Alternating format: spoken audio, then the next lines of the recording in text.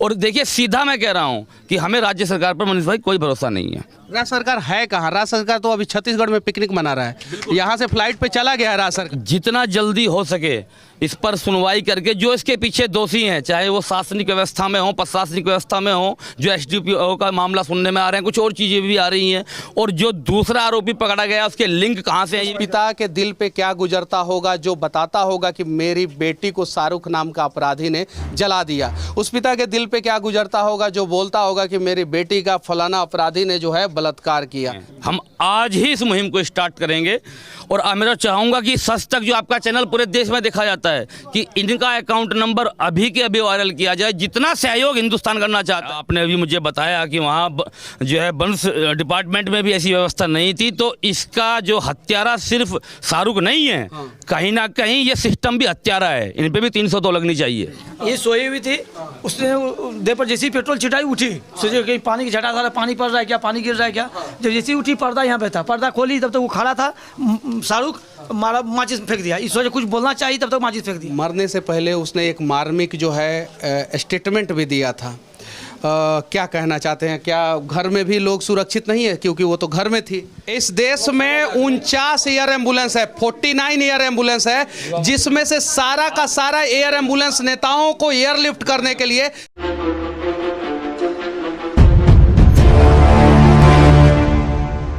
झारखंड के दुमका जिला में अंकिता के घर पे दिल्ली से हवाई जहाज से चल के 3 नेता यहाँ पे आए थे, जिसमें कपिल मिश्रा, निशिकांत दुबे और मनोज तिवारी थे। उन लोगों ने यहाँ पे परिवार वाले को आर्थिक सहायता किया और उसके अलावा जो है इंसाफ दिलाने का बात किया। ये कहीं नहीं तो कहीं काबिले तारीफ कदम है, लेकिन जहाँ भी इस प्रकार की घटनाएं घटती है वहाँ पे नेताओं का आना जाना लगा रहता है। लेकिन उसके बावजूद भी फिर कहीं नहीं तो कहीं कोई नहीं तो कोई लड़की जो है इस प्रकार की घटना की शिकार हो जाती है। यहाँ पे बहुत सारे मीडिया वाले हैं, बहुत सारे पुलिस वाले हैं जो सुरक्षा में यहाँ पे खड़े हैं, और ये परिवार वाले हैं। परिवार वाले भी सुबह से अभी तक खाना नहीं खाए हैं, क्योंकि हम जैसे मीडिया वाले भी परेशान कर रहे हैं, नेता लोग भी यहाँ पे आ रहे हैं और बहुत सारे लोग आ रहे हैं, इनसे बाइट ले रहे हैं।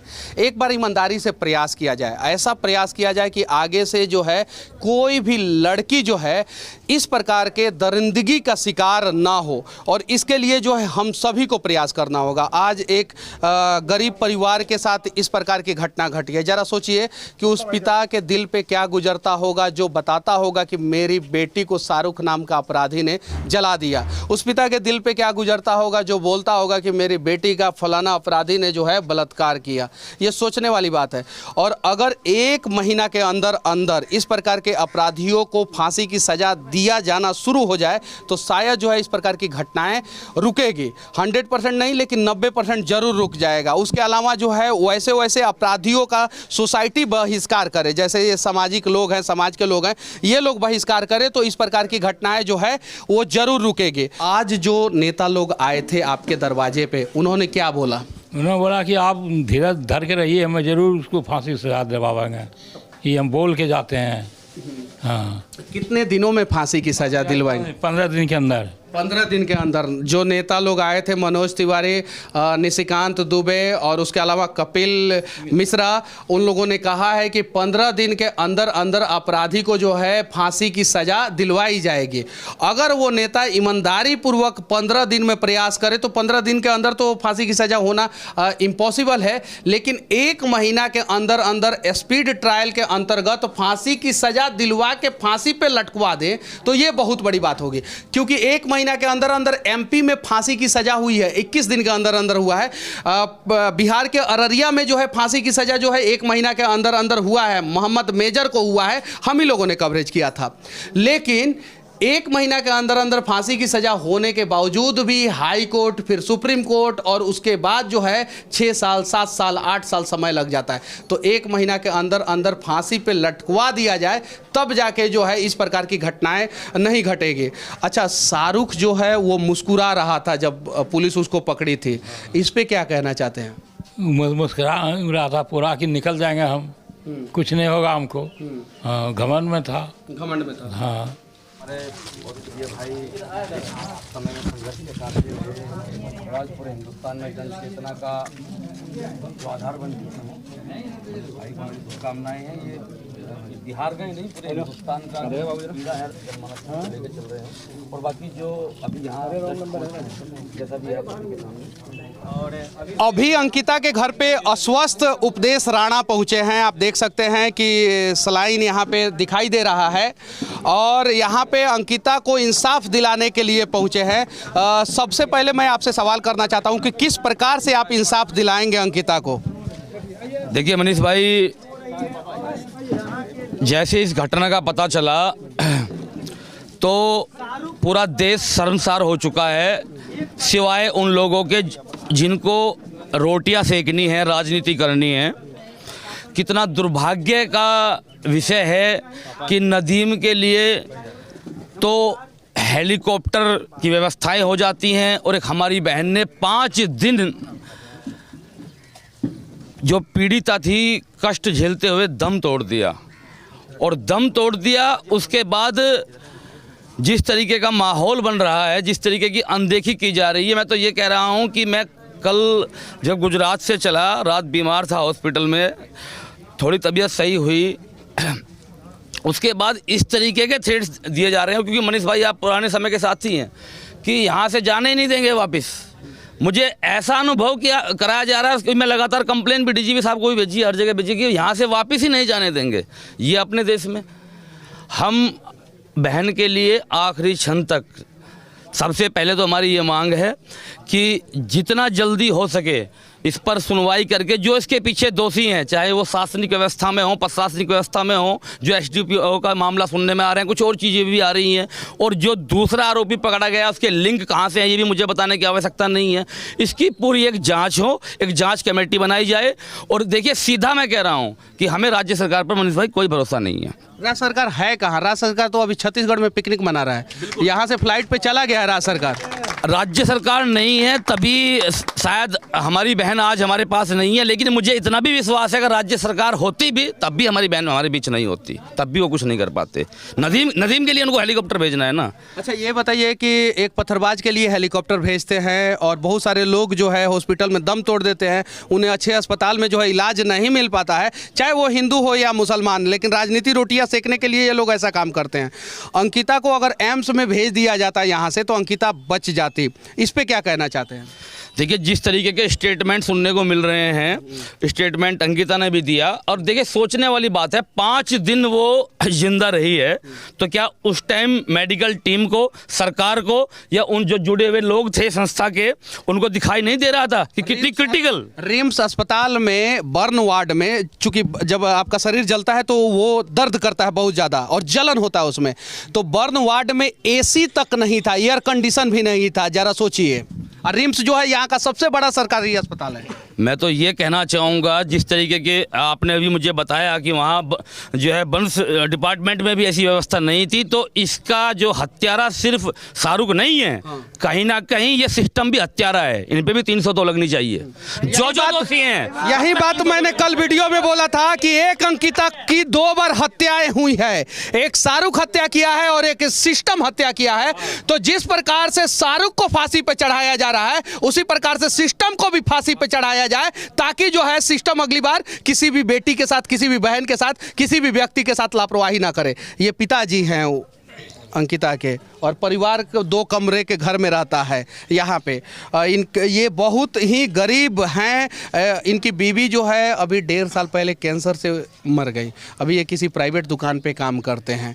तो इन लोगों का आर्थिक सहायता किस प्रकार से हो, इस पर क्या कहना चाहते हैं? देखिए इसके विषय में मैं यही कहना चाहूँगा कि अगर यहाँ दूसरा मामला होता तो अब तक यहाँ बौछारें हो गई होती, आप भी समझ सकते हैं। लेकिन इस देश का दुर्भाग्य है कि उस बहन का नाम अंकिता था और हम यहाँ आज इस जगह खड़े हुए हैं, तो मैं आपके माध्यम से इतना ज़रूर कहना चाहूँगा कि जितने वॉलेंटियर्स पूरे देश में हमारे जुड़े हुए हैं, हम आज ही इस मुहिम को स्टार्ट करेंगे। और मैं तो चाहूँगा कि सच तक जो आपका चैनल पूरे देश में देखा जाता है कि इनका अकाउंट नंबर अभी के अभी वायरल किया जाए, जितना सहयोग हिंदुस्तान करना चाहता है। क्योंकि मुझे मैसेज कई दिन से कर रहे हैं लोग कि हम डायरेक्ट सेवा देना चाहते हैं, अपनी तरफ से जो मदद करना चाहते हैं, तो हम सब मिलकर, क्योंकि सरकार और किसी के भरोसे मनीष भाई बैठना मुझे नहीं लगता कि शायद सही है, इस परिवार को कम से कम आर्थिक मजबूत तो जरूर किया जाना चाहिए। इस परिवार को आर्थिक मजबूत करना इसलिए भी जरूरी है कि भविष्य में जो है ये लोग अच्छे वकील को रख सके और उस अपराधी को जो है फांसी की सलाखों तक पहुंचवा सके, क्योंकि 6 दिन 7 दिन 8 दिन 10 दिन के बाद मीडिया यहाँ पे नहीं आएगा और ना ही कोई नेता आएगा। वो जो पैसा है, वो आर्थिक सहयोग जो है इस परिवार की मजबूती के लिए खड़ा रहेगा और उसके बाद से जो है अंकिता को जो है इंसाफ मिलेगा। अभी इस परिवार के लिए आप लोग क्या करने वाले हैं? देखिए, सबसे पहले तो मैं यहाँ पर पूरा आकलन जानने के लिए कैसे हुआ, क्योंकि नए नए मोड इसमें प्रतिदिन सामने आ रहे हैं। घटना में पहले एक नाम था, फिर दूसरा हुआ। बदनाम करने के लिए उसका फोटो जो है सोशल मीडिया पे वायरल किया जा रहा है। मैं भी अपने कॉलेज के दिनों में बहुत सारे लड़कियों के साथ क्लास किया करता था। हम लोग भी कहीं सेमिनार में जाया करते थे, कभी किसी चौराहे पे खड़े हो जाते थे, तो उस प्रकार का फोटो जो है अंकिता का वायरल किया जा रहा है। तो वायरल करने वाले लोगों के बारे में क्या कहना चाहते हैं? बहुत अच्छा सवाल किया है आपने, और मैं तो इस पे सबसे ज़्यादा दोषी अपने लोगों को मान रहा हूँ। देखिए, ये प्रोपेगेंडा में फंस गए। ये वायरल स्टार्टिंग में किसने किए? मैं तो ये भी नहीं कहना चाहता हूं कि वो एडिट है या नहीं है। चलो मान लीजिए फोटो सच है, मान लीजिए, तो मुझे आप ये बताइए किसी के साथ खड़ा होना क्या गुनाह है? अगर किसी के साथ कोई खड़ा है और उसके बाद जो प्रोपेगेंडा चलाया जा रहा है कि इस तरीके का रूप दे दिया जाए, और हमारे ही लोग कि मेरा अब्दुल वैसा नहीं था, मेरा वो ऐसा, उनके प्रोपेगेंडा में फंस रहे हैं। अरे वो नाबालिग बच्ची थी, वो बालिग नहीं थी, उसको सोच समझ नहीं थी, उसको फंसाया गया उसको। और अब जो ये फोटो वायरल करके अपने ही कुछ लोग लगातार दिख रहे हैं, उनसे मैं आपके चैनल के माध्यम से अपील करना चाहूँगा कि ऐसा बंद करें। वो अपने प्रोपेगेंडा में सक्सेस हो जाएंगे। हमें उस बहन को न्याय दिलाना है और इस परिवार को आर्थिक तौर पर और सामाजिक तौर पर मजबूत करना है। इस परिवार को आर्थिक तौर पे और सामाजिक तौर पे मजबूत करना है, ऐसा कहना है उपदेश राणा का। सबसे बड़ी बात, हम लोग इतना शांतिपूर्ण प्रदर्शन किए, एक दुकान भी नहीं चला, उसके बावजूद जबरदस्ती प्रशासन के द्वारा क्यों थोपा जा रहा है ये 144? इस घर में कोई इन्वर्टर नहीं था और झारखंड में सबसे ज़्यादा कोयला है, वो बावजूद सबसे ज़्यादा लाइट यहीं पे कटता है। एक खिड़की खुला रहता था और एक खिड़की बंद रहता था, तो एक खिड़की खुला हुआ था, वहीं से उसने पेट्रोल 2 लीटर के बोतल में पेट्रोल लेके आया और पेट्रोल फेंक दिया इस बिछावन पे, और उसके बाद से इसमें आग लग गया। ये तो कोई शॉपिंग मॉल है नहीं कि वो ऑटोमेटिक जो है ऊपर से जो है स्प्रिंकलर चालू हो जाएगा। फिर वो यहाँ से निकली, बाहर गई, तब तक वो ये सोई हुई थी।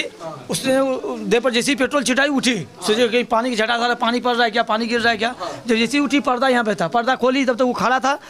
शाहरुख मारा, माचिस फेंक दिया। इस सोचे कुछ बोलना चाहिए, तब तक माचिस फेंक दिया। अब पूरा जलते हुए बाहर गई, पूरा जलते हुए, पूरा डरते हुए गई, पूरा शरीर से पूरा डरते हुए गई। बोले पापा हमको बचा लीजिए।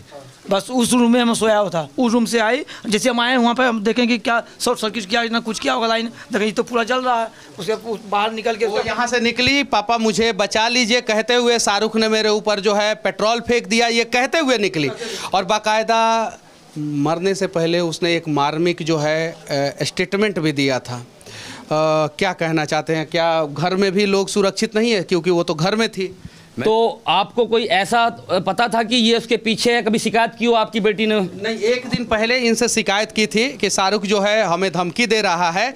रात में ये जब घर पे आए तो इन्हें पता चला, इन्होंने कहा कि अगले दिन जो है मैं थाने में जाके शिकायत करूंगा, इन्होंने कहा, लेकिन उसी रात में उसने घटना को अंजाम दे दिया। देखिए, सोचने वाली बात है कि जहां हमारी आबादी 100 करोड़ बताई जा रही है, हम इतनी मजबूती में बताए जा रहे हैं, दिन दहाड़े इस तरीके का कांड हो गया। 5 दिन तक सब सोते रहे, किसी को किसी की परवाह नहीं है। ये नहीं सोचा कि अगर लड़की की हालत क्रिटिकल है तो उसको रेफ़र किया जाए, एयर एम्बुलेंस से भेजा जाए, कुछ फंड इकट्ठा किया जाए, कुछ नहीं सोचा किसी ने। बताइए, ये अभी मुझे इस देश में 49 एयर एम्बुलेंस है, 49 एयर एम्बुलेंस है, जिसमें से सारा का सारा एयर एम्बुलेंस नेताओं को एयरलिफ्ट करने के लिए, बिजनेसमैन को एयरलिफ्ट करने के लिए है, गरीबों को एयरलिफ्ट नहीं किया जाता है। क्या कहना चाहते हैं? जैसे हॉस्पिटल गया, मैं जाने की स्थिति में था नहीं बाहर, तो मेरे पास पैसा नहीं था, वहाँ से सांसद आए, बीजेपी के सांसद सुनील सोरेन भैया थे, ये लोग थे, पूरा सब भाजपा के जितना भी लोग थे, हाँ, लुइस मरांडी जी थे, सब मिल के मदद किए कि ठीक है। से अमिताभ रक्षित भी थे, पहले हिम्मत दिए कि भाई तुम एक काम करो, पैसा नहीं है, हम रांची लेके कैसे जाएंगे, कल जो हम क्या खाएंगे उसके लिए हमारे पास पैसा नहीं। दिन भर वहाँ रहे, अपने हाथों से स्ट्रक्चर लेके एम्बुलेंस तक पहुंचाने का काम किए, लेकिन कोई भी सरकार का प्रतिनिधि और न ही जेएमएम पार्टी का, कांग्रेस का कोई भी व्यक्ति नहीं पहुंचा। प्रतिनिधि कोई यहाँ पहुंचे या ना पहुंचे, हॉस्पिटल में अगर अच्छा इलाज होता तो वो लड़की बच जाती, और हॉस्पिटल में अच्छा इलाज कराने का व्यवस्था जो है वो राज्य सरकार के ऊपर होता है। राज्य सरकार को इस पर ध्यान देना चाहिए। अंकिता बहन तड़प रही थी यहाँ उस समय, यहाँ झारखंड सरकार जो मुखिया है वो जो छिछोरा जी लतरातू डैम में जो छिछोरा टाइप जैसे लड़का होता है यंग, जो सीटी बजाने काम, उस तरह वो सीटी बजा रहे हैं, मस्ती कर रहे हैं। यहाँ का जनता का क्या स्थिति है, उनके साथ उनका भाई यहाँ का विधायक है, इस जगह का विधायक हेमंत सोरेन का भाई बसंत सोरेन विधायक है, उन्होंने कोई प्रतिक्रिया नहीं दिखाई। अगर उस समय वो आते तो हमारी अंकिता बहन बच जाती।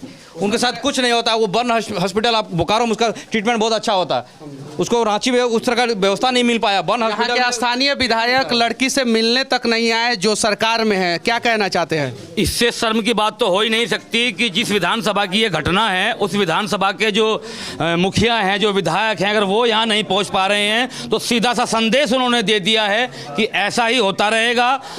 ये आप लोगों को खुद तय करना है कि आपने क्या करना है। मुझे अब तक ये पता नहीं था कि यहाँ से विधायक वो हैं।